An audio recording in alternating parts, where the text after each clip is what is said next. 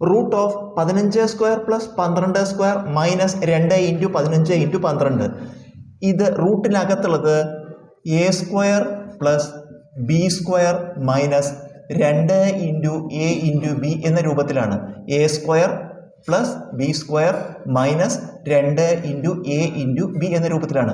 ഇത് ഒരു ഐഡൻറ്റിറ്റിയാണ്. ഈ ഐഡൻറ്റിറ്റിയുടെ വലതുവശം A minus B whole square എന്നാണ്. അപ്പം നമുക്ക് ഈ ചോദ്യം ഈ രൂപത്തിലാണ്. അതുകൊണ്ട് ഇതിനെ ഈ വലതുവശത്തെ രൂപത്തിൽ എഴുതാം. റൂട്ട് ചിഹ്നം ഇടണം. റൂട്ട് ഓഫ് എന്ന് എഴുതിയിട്ട് ഇത് എഴുതുക എ മൈനസ് ബി. ഇവിടെ എ സ്ക്വയർ 15 സ്ക്വയർ ആണെങ്കിൽ എ 15 ആണ്. അപ്പോൾ ഈ എക്ക് പകരം 15 എന്ന് എഴുതുക. പിന്നെ കുറയ്ക്കണം എന്ന ചിഹ്നം ഇടുക.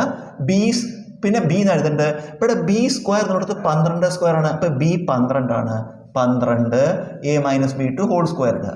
ഹോൾ സ്ക്വയർ സമം റൂട്ട് ഓഫ് 15 12 കുറച്ച ബ്രാക്കറ്റിൻ്റെ അകത്ത് 15 12 കുറച്ച 3 ആണ്. അതിന് സ്ക്വയർ. റൂട്ട് ഓഫ് 3 സ്ക്വയർ എന്നാൽ 3 ഇൻറ്റു 3 9 ആണ്. 9ൻ്റെ റൂട്ട് 9ൻ്റെ വർഗ്ഗമൂലം 3 ആണ്. 3 ഇൻറ്റു 3 ആണ് 9. ഉത്തരം 3.